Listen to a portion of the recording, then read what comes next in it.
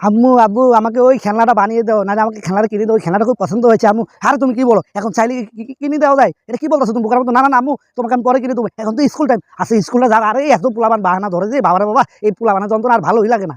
তো অবশ্যই আমার ভিডিও স্ক্রিন দেখতে পাচ্ছেন যে এই খেলাটা কীভাবে সুন্দর করে আমাদের এই ধরনের খেলনাগুলো তৈরি করে। আসলে ছোটোবেলায় এইভাবে আমরা আব্বু আম্মু বাবা মার কাছ থেকে অনেক বাহানা করতাম যে আব্বু আম্মু আমাকে এই খেলনাটা কিনে দাও, এই খেলনা দিয়ে খেলতাম।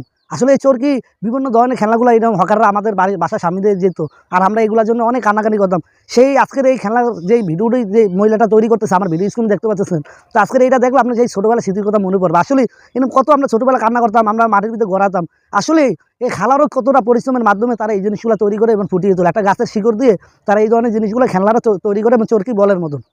এই জিনিসগুলো দেখতে অনেকটা সুন্দর হয়, আপনি না দেখলে বিশ্বাস করবেন না তাদের কতটা কষ্টে পরিশ্রম করে। এটা খেলনাটা খুব সামান্য দেখতে, যে আরে এটা সামান্য একটা খেলনা, এটা তৈরি করতে কী বাহামরি জিনিস ভাই। যে তৈরি করে যে যে বানায় সেই ব্যক্তিটাই ভালো, যে সেই ব্যক্তিটাই বুঝে যে আসলে যার যার ঘাড় তার ব্যথা, তো কথা আছে না এটাই। তো আমরা যে এই জিনিসটা দেখে আমরা বুঝি যে না, তারা কত এই সহজে বানিয়ে ফেলে। আসলে এই জিনিসটা যদি আপনি না দেখেন আপনি বুঝতেই পারবেন না কতটা কষ্টটা করে, কতটা পরিশ্রমের মাধ্যমে একটা জিনিস, ছোটো থেকে বড় জিনিস তারা এইভাবে তৈরি করে। আর এই খেলনাগুলো এত সুন্দর যে আপনার বাচ্চারা দেখে এই ধরনের বাহানাগুলো করেছিল ছোটোবেলা, আজকের এই ভিডিওটা দেখলে সেই স্মৃতিটা অবশ্যই কিছুটা হলে বেশি উঠবে।